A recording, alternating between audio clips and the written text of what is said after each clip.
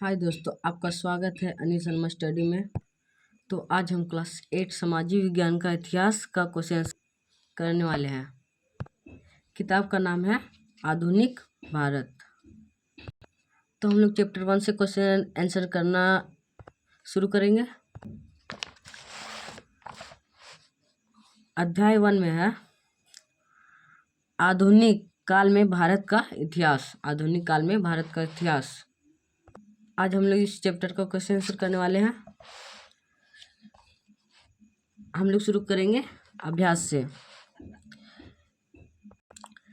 1 number में दिया हुआ है रिक्त स्थानों की पूर्ति कीजिए। रिक्त स्थानों की पूर्ति कीजिए। क नंबर में है जेम्स मिल डैश का निवासी था। ख नंबर में है रॉबर्ट क्लाइव ने भारत का नक्शा तैयार करने की जिम्मेदारी डैश को सौंपी थी। ग नंबर में है ग नंबर का क्वेश्चन है अभिलेखों को सुंदर ढंग से लिखने वाले डैश कहलाते हैं। घ नंबर में है भारत के अंतिम वायसराय डैश थे। अगले नंबर में है भारतीय राष्ट्रीय अभिलेखागार डैश में बनाया गया है। तो हम लोग 1 से 5 नंबर तक का रिक्त स्थानों की पूर्ति करेंगे। तो हम लोग अभ्यास से शुरू करते हैं। 1 नंबर में है रिक्त स्थानों की पूर्ति कीजिए। क नंबर में है जेम्स मिल डैश का निवासी था। तो यहाँ पे खाली स्थान में हो जाएगा ब्रिटेन। जेम्स मिल ब्रिटेन का निवासी था। ख नंबर में है रॉबर्ट क्लाइव ने भारत का नक्शा तैयार करने की जिम्मेदारी डैश को सौंपी थी। डैश को सौंपी थी तो खाली स्थान में आ जाएगा जेम्स रेनल को सौंपी थी। तीसरा नंबर का क्वेश्चन है अभिलेखों को सुंदर ढंग से लिखने वाले को डैश कहते हैं। डैश कहलाते हैं। तो यहाँ पे खाली स्थान में हो जाएगा खुशनवीस। सुंदर ढंग से लिखने वाले को खुशनवीस कहते हैं। अगले नंबर में हो जाएगा क्वेश्चन है भारत के अंतिम वायसराय डैश थे। भारत के अंतिम वायसराय, इसमें रिक्त स्थान में हो जाएगा लॉर्ड माउंटबेटन। भारत के अंतिम वायसराय लॉर्ड माउंटबेटन थे। अब आखिरी नंबर में है भारतीय राष्ट्र अभिलेखागार डैश में बनाया गया। डैश में बनाया गया। तो यहाँ पे खाली स्थान में हो जाएगा 1920 के दशक में बनाया गया। 1920 के दशक में बनाया गया। अब दूसरा नंबर में है सही और गलत का निशान लगाइए। सही और गलत का निशान लगाइए। क नंबर में है लोगों ने चाय पीना कब से शुरू किया, इसकी निश्चित स्थिति को बताया जा सकता है।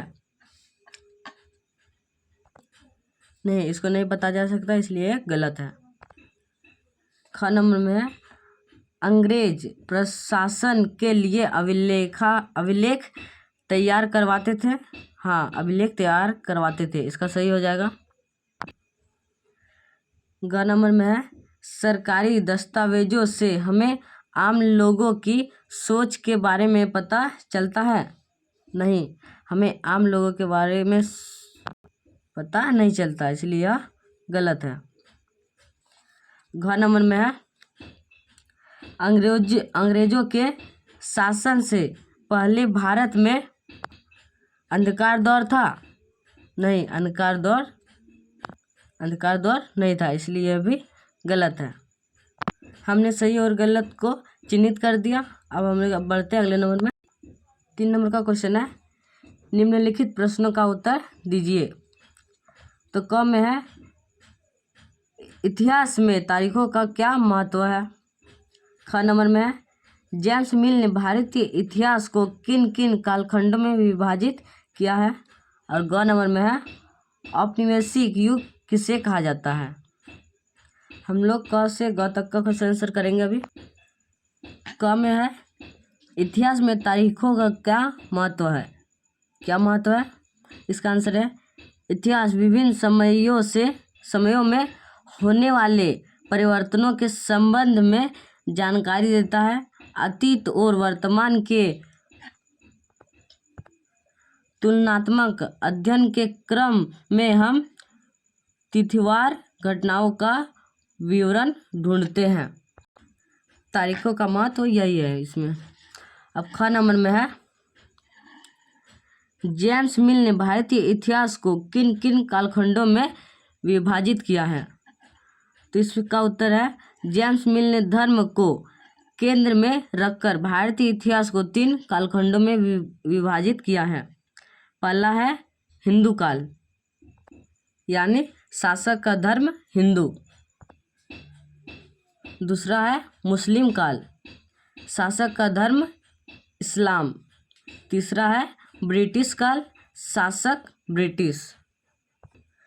अब हम लोग ग नंबर का क्वेश्चन देखते हैं, औपनिवेशिक युग किसे कहा जाता है? इसका आंसर है, यूरोपीय देश द्वारा दूसरे देशों पर आधिपत्य स्थापित कर कठपुतली प्रतिनिधि सरकार द्वारा शासन चलाया गया कमजोर देश अथवा पराजित देश यूरोपीय देश का औपनिवेशिक कहलाया है। औपनिवेशिक कहलाया जिस अवधि या कालखंड में ये उपनिवेश स्थापित कर शासन चलाया गया उस अवधि को औपनिवेशिक युग कहा जाता है। उस अवधि को औपनिवेशिक युग कहा जाता है। इसका आंसर यहीं तक था। हमने 1, 2 और 3 तक का क्वेश्चन आंसर किया। अब हम लोग अगले वीडियो में पार्ट 2 का क्वेश्चन आंसर करने वाले हैं।